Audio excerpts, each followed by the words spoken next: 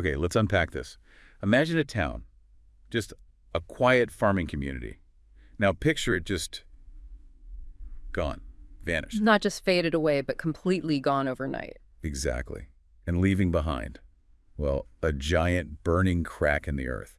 That's the really unsettling core of what we're diving into today. It's a narrative that grabs you immediately. A summer night, 1952, there's mention of an earthquake, and then boom, no town. Just this huge, smoldering fissure. It sounds completely impossible, doesn't it? Which is why we've been looking through this collection of accounts, these stories surrounding the event. Yeah, trying to piece together the timeline of what was reported to have happened, sifting through the sheer strangeness of it all. Right. So the setting is supposedly this small farming community, actually, in Kansas. You picture it, pretty normal rural life. The everyday rhythm, until it wasn't.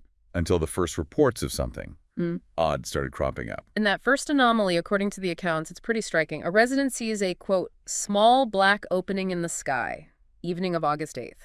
Just a hole in the sky. That alone is deeply weird. It really is. It plays on that basic idea of the sky being constant, unchanging. And then suddenly, it's not. And it wasn't just one person. Apparently, the police station in the next town over Hayes, I think, Ashley didn't have its own force, it seems. Right. That's what the accounts suggest. Their phones started ringing off the hook, calls flooding in, all describing this same black opening. Like a mass sighting, but very sudden and very localized. That's the other thing. It was only over this one community, apparently. Nowhere else, just Ashley. Which really isolates the town in the narrative, doesn't it? Makes it feel cut off from the start. And then it gets even stranger. The next day, August 9th, they send a police officer to check things out. Standard procedure, you'd think. Yeah, but get this. He drives down the only road into Ashley, supposed to be a straight shot, and somehow he just ends up back where he started, in Hayes. He loops back without turning. That's the report. Like the road itself just refused him entry. And it wasn't just a one-off confusion. The account claims 7 police cars, 7 tried and had the exact same experience. I mean, how is that even possible? A physical road just looping. It defies basic logic. It really pushes the story into the realm of the truly inexplicable, a physical barrier that isn't physical. And all this time, reports are still coming in about that black opening in the sky, getting bigger, apparently. So the police advise residents, stay indoors. Which makes sense given the circumstances, but it also traps them, doesn't it? Isolates them even more. Absolutely. And that isolation quickly turns darker. That same evening, August 9th, a family, the Miltons, Mr. and Mrs., 2 kids, they decide to leave. Try to get out while they can, maybe. You'd assume so. They get in their car, they start driving, and they just vanish. Poof. Vanish how? Like off the road? No trace. No sign of the car. Nobody saw them actually leave the town limits. Yeah. It's like they drove straight into nothing. That's a chilling escalation. From strange sky phenomena and impossible roads to people actually disappearing. Yeah, the stakes definitely go up. And then the next morning, August 10th, it gets darker. Literally. What do you mean? The sun doesn't rise. According to the reports, the town is just plunged into total, complete darkness. Mid-morning, but pitch black. No, dawn. Just night continuing indefinitely. Imagine the panic. Unbelievable. And they apparently tried sending a helicopter up later that day to locate the town. Found nothing. Just empty land where Ashley should have been. It's like it was wiped off the map, hidden under this cloak of darkness. That reinforces that sense of erasure, doesn't it? Not just isolated, but actually gone from external view. Okay, and if that wasn't enough, the next day, August 11th, the phone lines, which were somehow still working, start carrying these deeply disturbing calls. Disturbing how? People reporting that children were talking to dead relatives. Sorry, talking to the dead. Yeah. Like one call specifically mentioned a little girl talking to her father, who had died 3 years before. Okay, now we're moving beyond just physical anomalies into something else entirely supernatural almost. Exactly. And the really chilling part, these kids were reportedly saying they wanted to go outside, into the darkness, to join them. Join the dead. Oh, that's incredibly creepy. Suggests some kind of lure or pull from whatever was out there in the dark. And it wasn't isolated.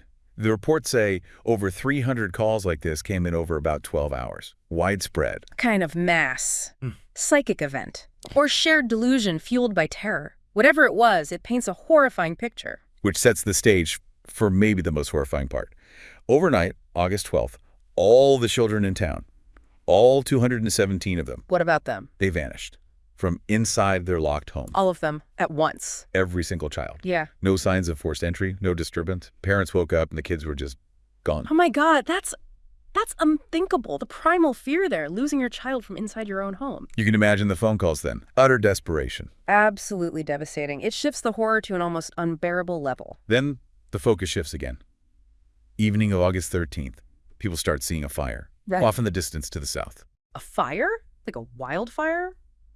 Rescue, maybe? Not like any normal fire. This fire was apparently seen in the black sky. Remember, it's still total darkness. A fire in a black sky. How does that work? The descriptions are bizarre. Hmm.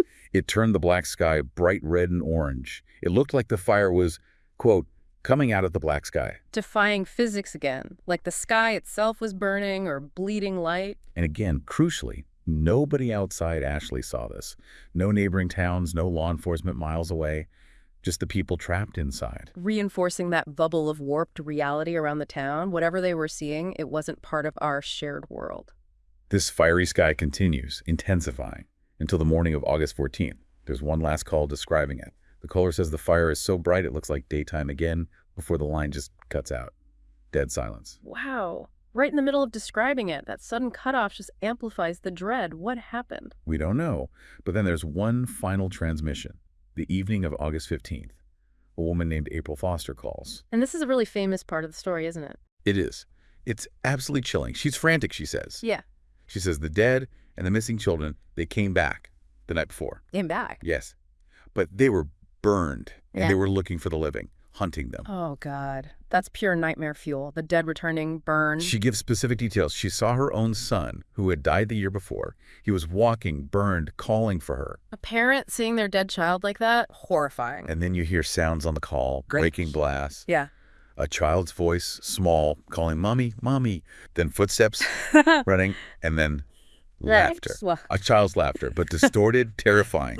And the voice says, "I found you, Mommy." It screams, and the line goes dead. Wow. It's the thought. Wow. That sequence, the domestic sounds twisted into terror. It's incredibly effective horror writing, whether it's true or not. It really is. That juxtaposition of the familiar, the child's call with the monstrous kale, it gets under your skin. So that's the last word from inside Ashley. That's the last recorded communication.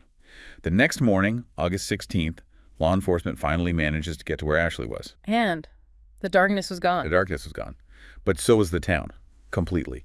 All they found was that huge, smoldering, burning fissure in the ground. Just a crack in the earth. No Yeah. rubble, no bodies, no town. Nothing.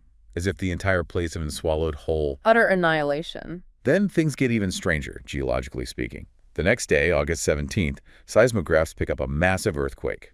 Magnitude 7.9. A 7.9. That's huge, especially for Kansas. Exactly. And the epicenter, directly under the location where Ashley used to be. Okay, so maybe the earthquake explains the fissure. Maybe, but the timing with everything else is convenient. Or sinister.